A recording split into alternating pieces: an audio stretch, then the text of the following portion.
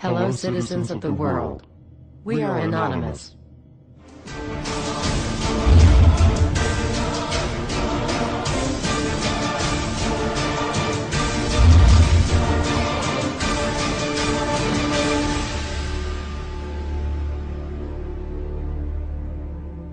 Dear brothers and sisters, now is the time to open your eyes. In a stunning move that has civil libertarians stuttering with disbelief, the U.S. Senate has just passed a bill that effectively ends the Bill of Rights in America.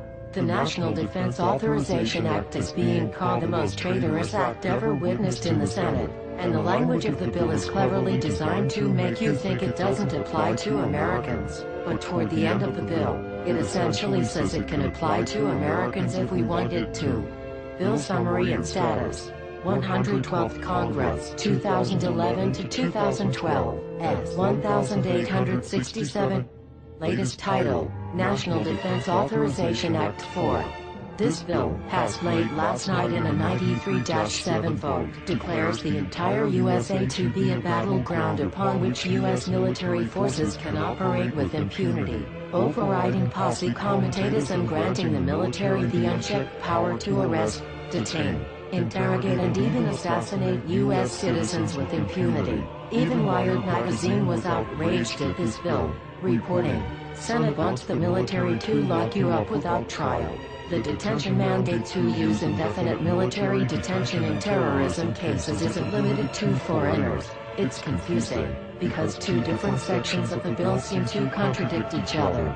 But in the judgment of the University of Texas Robert Chesney, a nonpartisan authority on military detention, U.S. citizens are included in the grant of detention authority. The passage of this law is nothing less than an outright declaration of war against the American people by the military-connected power elite.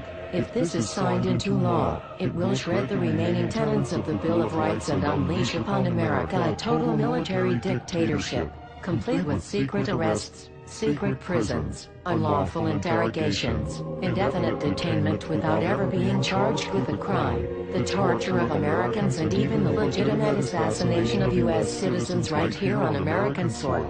If you have not yet woken up to the reality of the police state we've been warning you about, I hope you realize we are fast running out of time. Once this becomes law, you have no rights whatsoever in America, no due process, no First Amendment speech rights, no right to remain silent, nothing. The U.S. Senate does not want us to speak. I suspect even now orders are being shouted into telephones and men with guns will soon be on their way. Why? Because while the truncheon may be used in lieu of conversation, words will always retain their power. Words offer the means to meaning, and for those who will listen, the enunciation of truth. And the truth is, there is something terribly wrong with this country, isn't there? Cruelty and injustice, intolerance and oppression, and where once you had the freedom to object, to think and speak as you saw fit, you now have censors and systems of surveillance coercing your conformity and soliciting your submission. How did this happen? Who's to blame? Well, certainly there are those who are more responsible than others, and they will be held accountable. But again, truth be told, if you're looking for the guilty, you need only look into a mirror. I know why you did it. I know you were afraid. Who wouldn't be? War, terror, disease. There were a myriad of problems which conspired to corrupt your reason and rob you of your common sense. Fear got the best of you, and in your panic, you turned to the now president in command, Barack Obama. He promised you order. He promised you peace. And all he demanded in return was your silent, obedient consent. More than 400 years ago, a great citizen wished to embed the 5th of November forever in our memory. His hope was to remind the world that fairness, justice, and freedom are more than words, they are perspectives. So if you've seen nothing, if the crimes of this government remain unknown to you, then I would suggest that you allow the 5th of November to pass unmarked.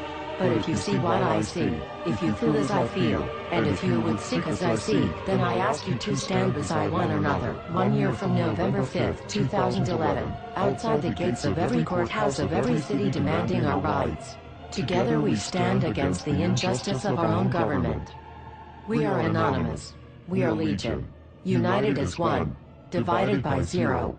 We do not forgive censorship. We do not forget oppression. U.S. Senate. Expect us.